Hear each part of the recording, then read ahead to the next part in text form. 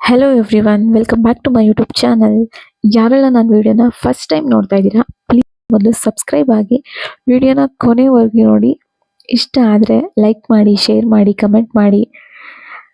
ನಾನಿವತ್ತು ತೋರಿಸ್ತಿರುವಂಥದ್ದು ಸಿಂಪಲ್ ಆಗಿ chicken curry, ತುಂಬ ಕ್ವಿಕ್ಕಾಗಿ ಈಸಿಯಾಗಿ ಮನೆಯಲ್ಲಿ ಯಾವ ರೀತಿ ಚಿಕನ್ ಕರಿಯನ್ನು ಮಾಡುವಂಥದ್ದು ಅಂತ.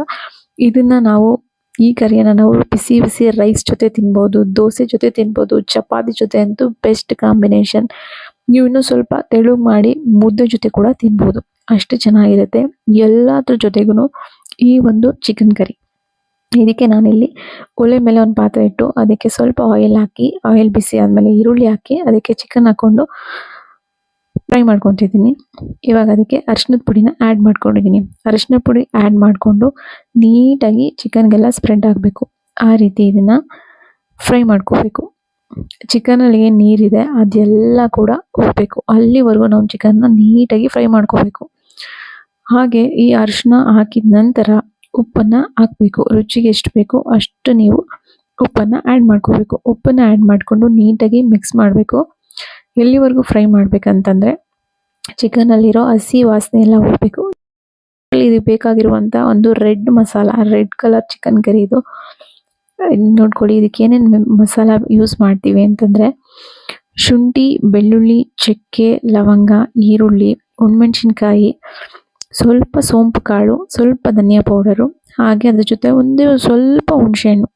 ಇದು ಡಿಫ್ರೆಂಟ್ ಟೇಸ್ಟ್, ಅದಕ್ಕೆ ಸ್ವಲ್ಪ ಹುಣಸೆಹಣ್ಣು ಯೂಸ್ ಮಾಡ್ತಿದ್ದೀವಿ. ಹಾಗೆ ಸ್ವಲ್ಪ ಪೆಪ್ಪರ್. ಇಷ್ಟೇ ಮಸಾಲ. ಇದಕ್ಕೆ ಯಾವುದೇ ಆರ್ಟಿಫಿಷಿಯಲ್ ಮಸಾಲ ಆಗಲಿ, ಯಾವುದೇ ಪ್ಯಾಕೆಟ್ ಮಸಾಲ ಆಗಲಿ ನಾವು ಯೂಸ್ ಮಾಡ್ತಾನೆ ಇಲ್ಲ.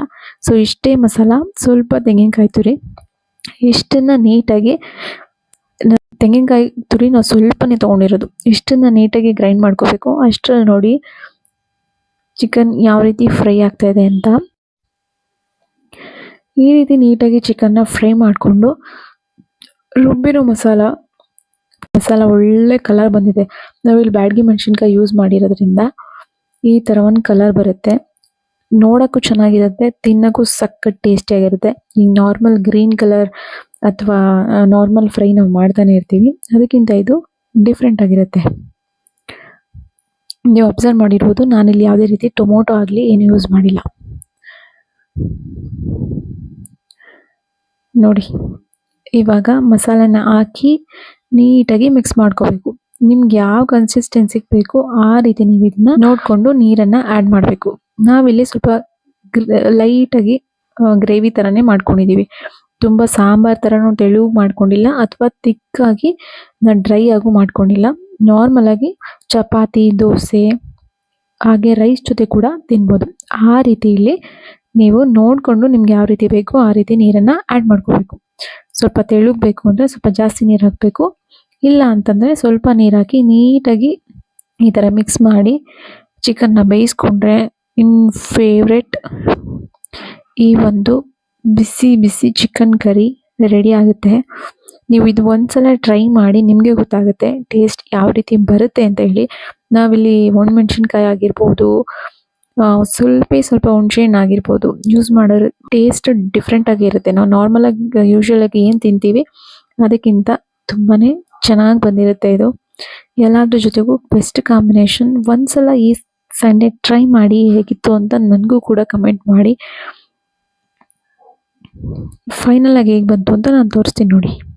ಈಗ ಆಲ್ಮೋಸ್ಟ್ ಮಿಕ್ಸ್ ಮಾಡಿದ್ದೀವಿ, ಕುದೀತಾ ಇದೆ. ಆ ಮಸಾಲೆನಲ್ಲೇ ಅದು ಚಿಕನ್ ಚೆನ್ನಾಗಿ ಬೇಯೋದ್ರಿಂದ ಈ ಚಿಕನ್ ಟೇಸ್ಟ್ ಸಖತ್ತಾಗಿರುತ್ತೆ. ಆ ಖಾರ ಎಲ್ಲವನ್ನು ಕೂಡ ಸ್ವಲ್ಪ ಹುಳಿ ಇದೆಲ್ಲ ಚಿಕನ್ ಹೀರ್ಕೊಂಡಿರೋದ್ರಿಂದ ಟೇಸ್ಟ್ ತುಂಬಾ ಡಿಫ್ರೆಂಟ್ ಆಗಿರುತ್ತೆ. ನಾವಿಲ್ಲಿ ಒಣಮೆಣಸಿನ್ಕಾಯಿ ಪುಡಿನೂ ಕೂಡ ಯೂಸ್ ಮಾಡಿಲ್ಲ, ಸ್ವಲ್ಪ ಧನಿಯಾ ಪುಡಿ ಅಷ್ಟೇ ಯೂಸ್ ಮಾಡಿರೋದು. ಯಾವುದೇ ಆರ್ಟಿಫಿಷಿಯಲ್ ಕಲರ್, ಆರ್ಟಿಫಿಷಿಯಲ್ ಪೌಡರ್ನ ನಾವಿಲ್ಲಿ ಯೂಸ್ ಮಾಡೇ ಇಲ್ಲ. ಫೈನಲ್ ಆಗಿ ರೆಡಿ ಆಯಿತು. ನಾನು ಇದಕ್ಕೆ ಸ್ವಲ್ಪ ಗಾರ್ನಿಷಿಂಗ್ಗೆ ಕೊತ್ತಂಬರಿ ಸೊಪ್ಪನ್ನ ಆ್ಯಡ್ ಮಾಡ್ಕೊತಿದ್ದೀನಿ. ಫೈನಲ್ ಆಗಿ ನೀವೇ ನೋಡಿ ಎಷ್ಟು ಚೆನ್ನಾಗಿ ಬಂದಿದೆ. ಎಷ್ಟು ಕಲರ್ ನೋಡ್ತಾ ಇದ್ರೆ ಬಾಯಲ್ಲಿ ನೀರು ಬರುತ್ತೆ, ಅಷ್ಟು ಚೆನ್ನಾಗಿ ಬಂದಿದೆ. ನಾವು ಇದನ್ನು ಚಪಾತಿ ಮತ್ತು ರೈಸ್ ಎರಡೂ ಜೊತೆ ಟೇಸ್ಟ್ ಮಾಡಿದೆ. ಎರಡಕ್ಕೂ ಬೆಸ್ಟ್ ಕಾಂಬಿನೇಷನ್ ಅಂತಲೇ ಹೇಳ್ಬೋದು. ನೀವು ಕೂಡ ಟ್ರೈ ಮಾಡಿ, ಹೇಗಿತ್ತು ಅಂತ ಕಮೆಂಟ್ ಮಾಡಿ. Thank you so much.